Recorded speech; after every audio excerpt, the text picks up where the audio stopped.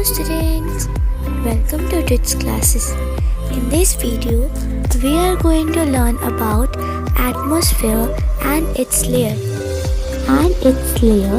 Namely troposphere, stratosphere, mesosphere, thermosphere and exosphere. Our next topic is atmosphere. We have learned about hydrosphere and lithosphere in previous video, and now we are going to read about atmosphere. So atmosphere को हम लोग simply क्या समझते हैं? Atmosphere एक thin blanket of air होता है जो कि अर्थ के पूरे ओर लगा हुआ होता है. मतलब ये एक थिन ब्लैंकेट की तरह होता है जो पूरे अर्थ को ढके हुए रहता है. इसकी एग्जैक्ट थिकनेस अभी तक पता नहीं है और इसकी बाउंड्री भी अभी हमें पता नहीं है. और ये मतलब जैसे कुछ भी हम बैठे हैं, चेयर खड़ा है, बैग रखा हुआ है, ये सब स्पेस पे अगर आप रखोगे, पानी का बूंद भी रखोगे तो उड़ने लगेगा. तो जो अर्थ की ग्रेविटी होती है वो इस बाहर के एटमॉस्फेयर जो हमारा एक एयर का ब्लैंकेट है उसको अपने पास खींच कर रखती है. Composition of atmosphere. तो हमारा जो पूरा एक लेयर है एयर का, ब्लैंकेट है जो एयर का, उसमें सबसे ज़्यादा नाइट्रोजन और ऑक्सीजन पाए जाते हैं. तो नाइट्रोजन कितना परसेंट लेता है पूरे एयर का? 78% एयर में सिर्फ और सिर्फ नाइट्रोजन होता है और जो बाकी बचा हुआ होता है वो ऑक्सीजन होता है, यानी कि जो 21% है वो ऑक्सीजन होता है. और अगर हम 78 और 21% को जोड़ देते हैं तो 99% हो जाएगा. यानी नाइट्रोजन और ऑक्सीजन मिलके जितना भी एटमॉस्फेयर उसका 99% ले लेते हैं. और जो 1% बचता है उसमें argon, carbon dioxide, neon, ozone, hydrogen, methane और भी गैसेस होते हैं. और इनके अलावा इसमें gases, water vapour, dust particles, smoke, इन सब भी होते हैं. तो जो हमारा एटमॉस्फेयर है वो हमारे लिए बहुत बहुत बहुत इम्पॉर्टेंट है. अगर ये नहीं रहेगा तो हम लोग सर्वाइव ही नहीं कर सकते. क्योंकि अगर एटमॉस्फेयर नहीं रहेगा तो एयर नहीं रहेगा, क्योंकि एटमॉस्फेयर को ही हम लोग एयर बोलते हैं. तो एटमॉस्फेयर नहीं रहेगा तो एयर नहीं रहेगा तो ऑक्सीजन भी नहीं रहेगा, तो हम लोग जिएंगे कैसे? इसलिए एटमॉस्फेयर बहुत बहुत बहुत ज़रूरी है. ये सन के अल्ट्रावायलेट हार्मफुल रेज से हमें बचाता है और ये ऑक्सीजन सपोर्ट करता है लाइफ के लिए अर्थ पे. और नाइट्रोजन जो है वो ग्रोथ के लिए हेल्प करता है, लिविंग ऑर्गेनिज्म के ग्रोथ के लिए. और कार्बन डाइऑक्साइड जो होता है वो हीट को अब्जॉर्व करता है ताकि हीट जो अर्थ रहे वो वार्म रहे. और प्लांट्स जो होते हैं वो कार्बन डाइऑक्साइड अब्जॉर्व करके खाना बनाते हैं, अपना फूड बनाते हैं फोटोसिंथेसिस के थ्रू. वाटर पेपर और डस्ट पार्टिकल्स भी बहुत इम्पॉर्टेंट है फॉर्मेशंस ऑफ क्लाउड्स के लिए और रेन के लिए, बारिश आने के लिए. देन हमारा कॉम्पोजिशन ऑफ एटमॉस्फेयर ख़त्म हो गया. अब स्ट्रक्चर ऑफ एटमॉस्फेयर. तो एटमॉस्फेयर को हम लोग 5 लेयर्स पे डिवाइड कर सकते हैं on the basis of composition, density, temperature and other properties. तो 5 लेयर्स क्या क्या हैं शुरू से? Troposphere, stratosphere, mesosphere, thermosphere and exosphere. यहाँ पे आप पिक्चर में देख सकते हो. First is troposphere, stratosphere, mesosphere, thermosphere and exosphere. So यहाँ पे आप देख सकते हो 5 लेयर्स. तो एटमॉस्फेयर को 5 लेयर्स पे बांटा गया है.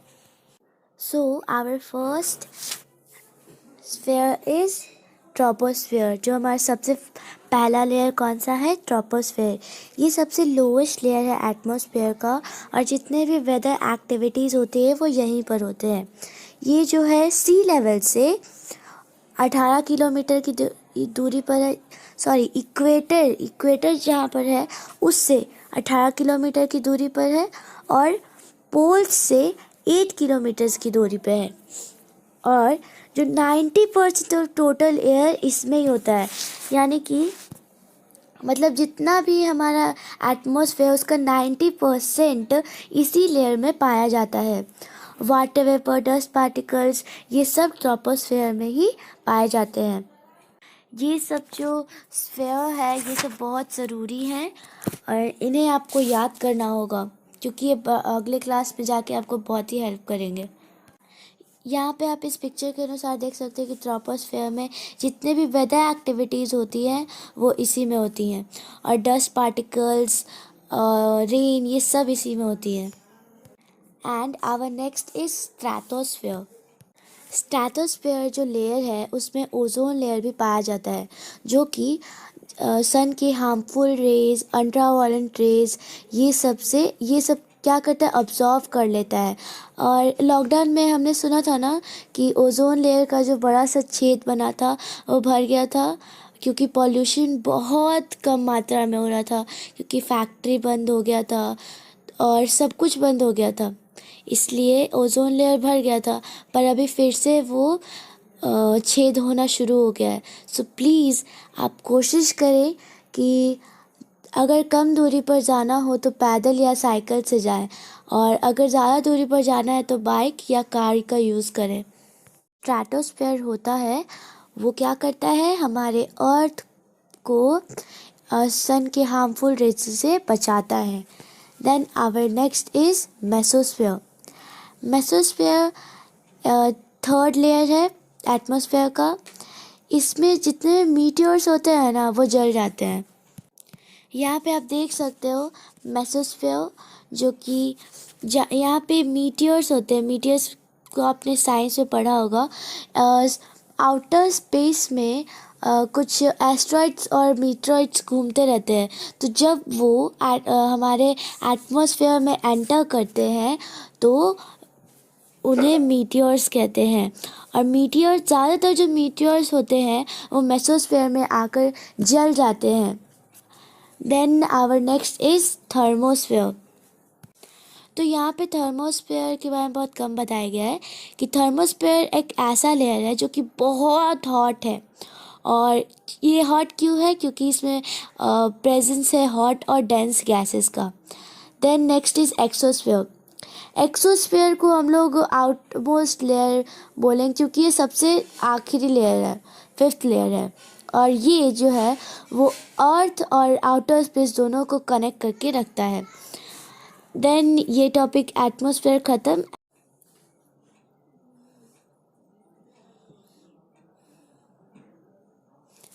बायोस्फीयर एक ऐसा जोन होता है जहाँ पर लिथोस्फीयर, हाइड्रोस्फीयर, एटमॉस्फेयर तीनों मीट करते हैं। यहाँ पे आप देख सकते हो एटमॉस्फेयर, हाइड्रोस्फीयर और लिथोस्फीयर तीनों को जोड़कर क्या बनता है, बायोस्फीयर बनता है। जहाँ पर ये तीनों एक साथ मिले उसे हम क्या बोलेंगे, बायोस्फीयर बोलेंगे। एटमॉस्फेयर, लिथोस्फीयर, हाइड्रोस्फीयर, जहाँ पर ये तीनों एक साथ मिले उसे हम बायोस्फीयर बोलेंगे। हम बायोस्फीयर के बिना नहीं जी सकते, क्योंकि अगर बायोस्फीयर में से 3 कंटेंट्स होते हैं, अगर तीनों में से कोई एक भी कंटेंट्स अगर नहीं रहा तो हम लिविंग ऑर्गेनिजम्स नहीं रह पाएंगे। ये सब human beings, plants, animals, micro organisms, ये सब बायोस्फीयर में जीते हैं, एग्जिस्ट करते हैं। ये क्या करते हैं, बायोलॉजिकल इन्वायरमेंट को फॉर्म करते हैं। बायोलॉजिकल इन्वायरमेंट मतलब जहाँ पर जितने भी लिविंग ऑर्गेनिजम्स हैं वो एग्जिस्ट कर सकें।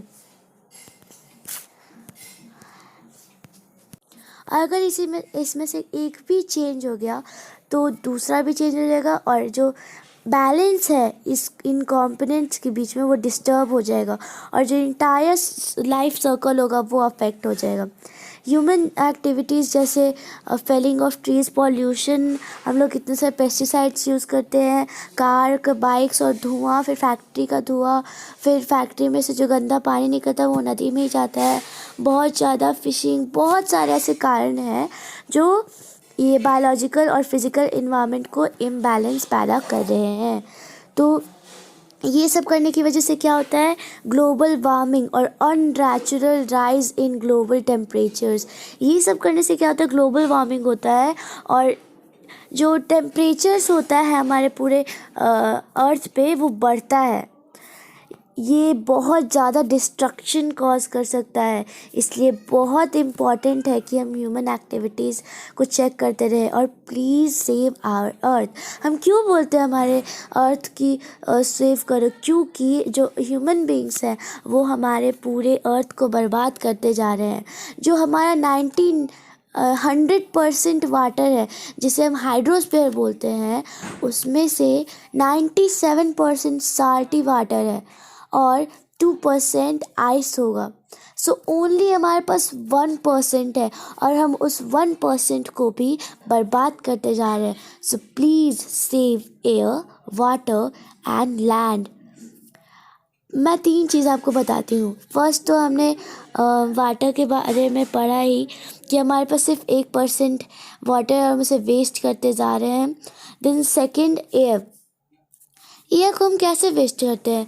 हम कार, बाइक्स इन सभी का यूज़ करते हैं तो उसमें जो स्मोक निकलता है, डस्ट पार्टिकल्स निकलती हैं, फैक्ट्रीज इन सब में जो स्मोक निकलता है वो क्या होता है, एयर से में जाकर मिक्स हो जाता है और वो बहुत ही डिस्ट्रक्टिव होता है। आप आगे जाकर पढ़ोगे कि ये क्लाउड में मिक्स हो जाता है और बहुत सारे इसके अनकॉजेज, मतलब इसमें बहुत सारी कठिनाइयाँ आती हैं। सबको सांस लेने में दिक्कत होता है, जैसे अभी दिल्ली में हो रहा है। So please save the earth. Air में कैसे होता है मैंने पॉल्यूशन बता दिया। और लैंड में जैसे जैसे हम लोग प्लांट्स काटते जा रहे हैं तो प्लांट्स क्या करते हैं, हमारे सॉइल को जकड़ के रखते हैं, उनमें जितने भी न्यूट्रिएंट्स होते हैं उन्हें अपने पास रखते हैं। पर अगर प्लांट ही नहीं रहेंगे तो वो भूमि बंजर हो जाएगी, उस पर कुछ उगाने लायक ही नहीं होगा। सो हमें अपने हमारे पास 3 चीज़ें हैं, hydrosphere, lithosphere and atmosphere, air, water and land. So please save these contents. तो फैक्ट फाइल यहाँ पर दिया हुआ है कि जो द वर्ड बायोस्फीयर है वो एक ग्रीक वर्ड से डिराइव किया गया है, बायोस जिसका मतलब होता है लाइफ, और जो स्फीयर है वो एक लैटिन वर्ड है जिसका मतलब होता है ग्लोब। जो हमारा एटमॉस्फेयर था वो लास्ट टॉपिक था एंड इसके बाद ओवर ये चैप्टर। आप लोग अब एक्सरसाइजेस खुद से ट्राई करेंगे और जितने भी इसमें ओरल क्वेश्चंस है, brainstorm, fact file, search and serve, ये सब आप लोग करेंगे ताकि आप लोग को ये अच्छे से समझ आए और याद हो जाए। Thank you for watching the video. If you like the video, please hit the like button and subscribe to my channel. See you in the next video. Till then, goodbye.